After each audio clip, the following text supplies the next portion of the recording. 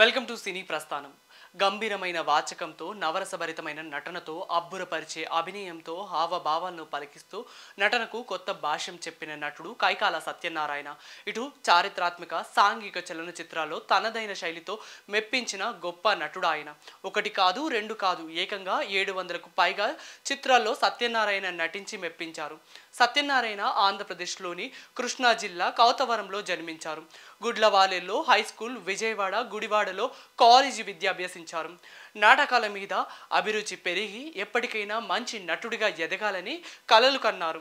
Intermediate చదివే రోజుల్లో వివిధ నాటకాల సంస్థల తరపున రాష్ట్రమంతా పర్యటించి పల్లెపడుచు, బంగారు సంఖ్యలు, ప్రేమలీలలు, కులం లేని పిల్ల, ఎవరు దొంగ వంటి నాటకాల్లో అటు విలన్గా ఇటు హీరోగా మెప్పించారు.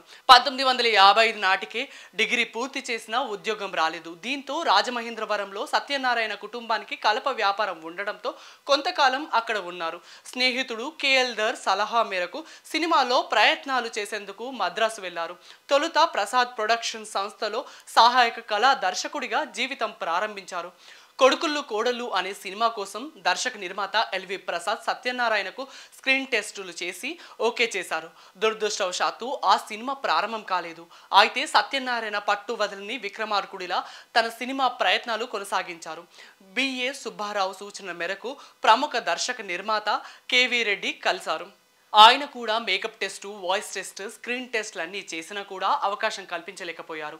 అలా దొంగరాముడిలో ఆయనకు దక్కవలసిన పాత్ర ఆర్ నాగేశ్వరరావుకు దక్కింది. నటనపై సత్యనారాయణకున్న మక్కువను చూసిన చివరకు దేవదాసు నిర్మాత డిఎల్ నారాయణ సిపాయి కూతురు చిత్రంలో అవకాశం ఇచ్చారు. ఆ సినిమా ఆశించినంత విజయం దక్కించుకోలేకపోయింది. అయితే 3 సంవత్సరాల కాంట్రాక్ట్ మీద నెలకు 300 రూపాయలకు సత్యనారాయణ పనిచేయడంతో మరో సంస్థలో పనిచేసే అవకాశం లేకుండా పోయింది. మరోవైపు అవకాశాలు లేకపోవడంతో కొన్ని సినిమాల్లో ఎన్టీఆర్కు డూప్గా నటించారు.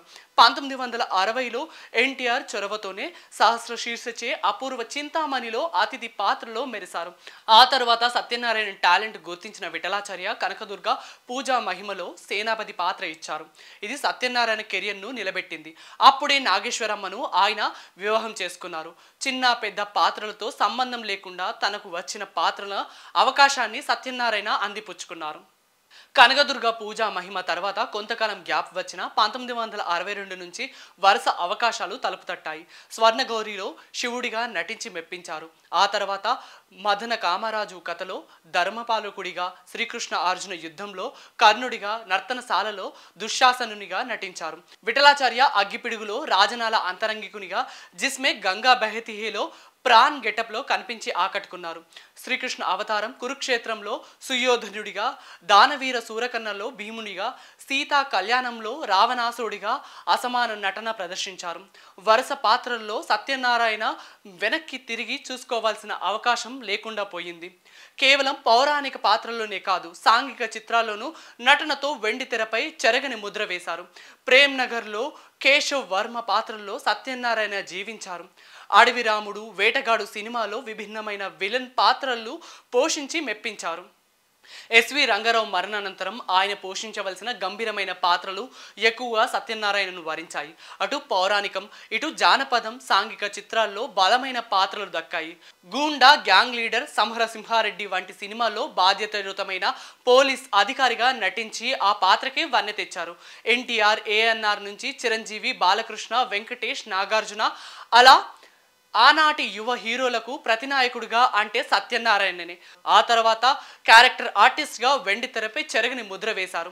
తండ్రిగా, తాతగా, ఇంటి పెద్దగా ఇలా ఒకటేమిటి సత్యనారాయణ పోషించిన పాత్ర అంటూ లేదు. రమా ఫిలిమ్స్ పేరిట చిత్ర నిర్మాణ సంస్థను ప్రారంభించిన సత్యనారాయణ గజ దొంగ, ఇద్దరు దొంగలు, కొదమసింహం, బంగారు కుటుంబం, ముద్దుల మొగుడు వంటి చిత్రాలను తీశారు. కొన్ని చిత్రాలకు చిరంజీవి సహ నిర్మాతగా వ్యవహరించారు. సత్యనారాయణ తన కెరియర్లో చిన్న పెద్ద వేషాలు కలిపి 800 పైగా పాత్రలు పోషించారు. దాదాపు 200 మంది దర్శకులతో పనిచేశారు. అభిమానులు, కళా సంస్థలు సత్యనారాయణ నటనను మెచ్చి ఎన్నో బిరుదులు ఇచ్చారు. కళా ప్రపూర్ణ, నవరస నటన సార్వభౌమ ఇలా ఎన్నో అందుకున్నారు. పొట్టి శ్రీరాములు విశ్వవిద్యాలయం సత్యనారాయణకు గౌరవ డాక్టరేట్ ప్రదానం చేసింది. ఆంధ్రప్రదేశ్ ప్రభుత్వం రఘుపతి వెంకయ్య అవార్డుతో సత్కరించింది. ఇక సత్యనారాయణ రాజకీయంలో తనదైన ముద్ర వేశారు. తెలుగుదేశం తరపున 1996లో మచిలీపట్నం నియోజకవర్గం నుంచి లోక్సభ సభ్యుడిగా ఎన్నికయ్యారు.